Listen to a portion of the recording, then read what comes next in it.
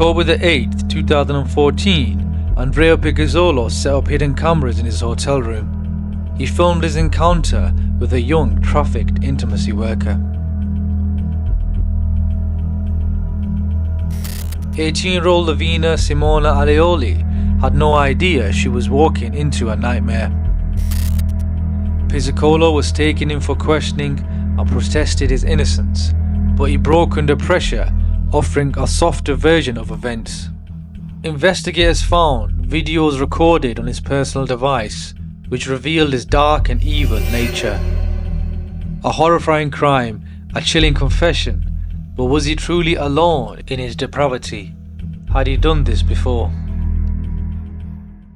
On the quiet afternoon of September the 7th, 2013, a shocking discovery was made near a cornfield in Lodi, northern Italy. The lifeless body of a young woman lay abandoned. Her face was partially covered by a white towel. Around her neck were two cable ties, fastened very tightly, pointing at clear evidence of brutal strangulation. The victim carried no identification and she had not been reported missing, but a crucial clue emerged. The towel covering her face was traced back to a nearby Silk motel.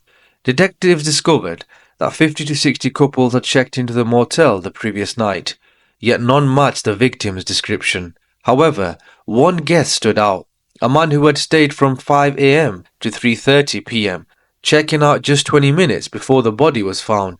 Upon deeper investigation of the room, they located traces of blood. The motel records led investigators to Andrea Picazzolo, a 41-year-old accountant from Aries, near Milan. Picazzolo was known as a quiet man who kept himself to himself. On the surface, he was a family man. He had a respectable life with his Brazilian girlfriend and their 5-year-old daughter. But beneath his respectable facade, family-filled demeanour, disturbing secrets emerged. When Picazzolo's family left for Brazil on vacation, a tradition they did yearly, he was free to do as he pleased. He used drugs and sought out young intimacy workers.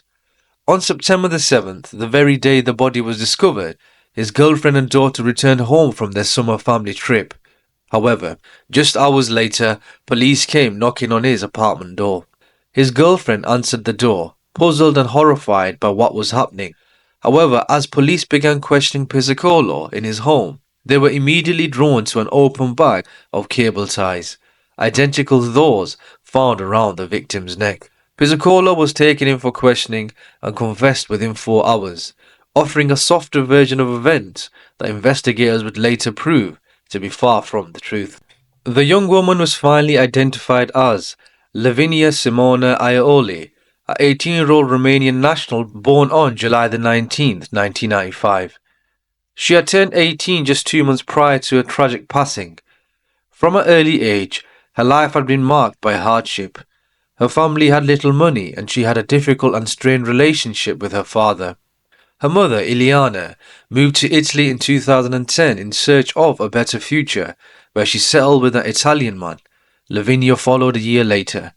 However, her arrival in Italy took a dark turn. She had been lured to Milan by a Romanian man named Alain Motta, whom she had met on Facebook. Alain had love-bombed her and promised marriage and a fresh start.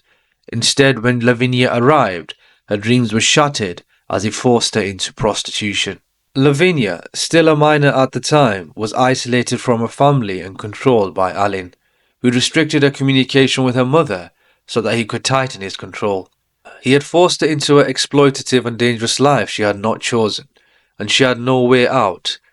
Her mother did not know where Lavinia resided or her occupation. This information was only discovered after her tragic death. When Picazzolo was first questioned, he claimed that Lavinia's death was an accident.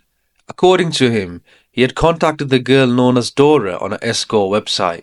He first met the teen on Wednesday night. The couple then met again for a second time at a motel north of Milan on Friday. He told police that he had engaged in erotic asphyxiation, but she suddenly stopped breathing. He told police, "I've lost my mind. I went on a tilt. I panicked and I tried my best to revive her, but was unsuccessful." He then dumped her body in a cornfield, disposing of her belongings in a dumpster, before heading home to greet his girlfriend and 5-year-old daughter who had just arrived back from Brazil. Investigators weren't convinced by his narrative. After conducting a deeper search of his home and car, disturbing evidence came to light. Sadly, the truth was far darker than his initial confession. Inside Pizzicolo's home, police found drugs and intimacy toys, dozens of videotapes with secret recordings of his encounters with intimacy workers, filmed without their consent. But the most damning evidence was found in his car. Multiple hidden spy cameras had been installed which contained footage from the night Lavinia passed. The videos exposed a horrifying reality, completely contradicting his original story. Footage revealed that Pizzicolo had planned Lavinia's murder from the start. On Friday night, he had checked into the MO.OM motel near Busto Arezzo at midnight and began setting up hidden spy cameras in his car and the motel rooms.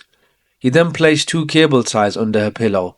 He paid Lavinia €500 and recorded their interactions. Around 4 a.m., whilst in bed together with Lavinia's back turned, he suddenly tightened the cable ties around her neck, one after the other. She struggled frantically for a few minutes until she had no more fight left. After killing her, Pizzicolo placed the body and his cameras into the trunk of his car. He then drove 80 kilometers to the Silk Motel in Lodi, where he brought Lavinia's body into a room. Due to the motel's private garages, he was undetected. He then set up his cameras again and filmed himself sexually abusing a corpse before falling asleep in the same room as her body. In the footage, Pizzicolo woke up at 3:30 p.m. to a phone call from his girlfriend. Panicked, he hastily left the motel room, carelessly discarding Lavinia's body in a nearby cornfield, disposing of her belongings in a dumpster to erase any trace of his crime. Returning home, he embraced his girlfriend and child, telling them that he missed them, all whilst hiding the monstrous act he had just committed. As the investigation unfolded, new suspicions arose when another intimacy worker came forward, revealing that just a month before Lavinia's murder, Pizzicolo had tied her up and violently assaulted her. This led investigators to suspect there may have been a serial killer who specialized in creating snuff films. Reports emerged that Lavinia was not the first victim to have been dumped in the outskirts of Lodi. In 2011, a Moroccan woman was found dead in the area. Her head and hands had been removed from her body. Roughly 10 years earlier, a 25-year-old woman was also found naked and strangled. To date, neither of these cases have been solved. At his trial, Pizzicolo attempted to play the victim, claiming he had been under the influence of drugs and had no memory of the murder. He insisted that his initial confession was merely a logical reconstruction of events, since in his actual memories, Lavinia had been alive and consenting throughout the night. Not surprisingly, the jury saw through his lies. He was convicted of murder and sentenced to life in prison, a sentence he is currently serving. Additionally, Pizzicolo was found guilty of embezzling approximately €627,000 from the company he worked for, and received a separate sentence of 1 year and 5 months for fraud and embezzlement. Lavinia's tragic death has left deep and lasting scars on her family and loved ones. Her ex-boyfriend from Romania, Admin Adriano, told the Huffington Post he would always remember her as a compassionate, loving girlfriend. I did not expect it to get her. I really miss her and still love her. Her traumatized mother Iliana and her Italian partner were forced to sell their house to afford the cost of returning Lavinia's body to Romania. She was finally laid to rest in December 2013. As for Alin Motter, the man who lured Lavinia into a life of prostitution, little information is publicly available. Reportedly, he is too from Romania.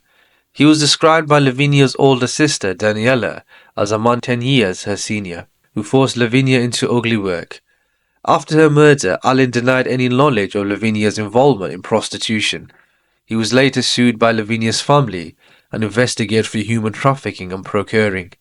But no public record of a trial or conviction exists, meaning he likely got away with it and continues to exploit young girls, a truly chilling thing to think about. Lavinia's murder is a harrowing reminder of the dangers and exploitation faced by vulnerable young women. While Pizzicolo is behind bars, unanswered questions remain about his potential involvement in other crimes against young women. Her tragic fate was the result of a cruel human trafficking network and a depraved killer who preyed on the defenseless. May Lavinia rest in peace, and may her family and loved ones find the strength to heal.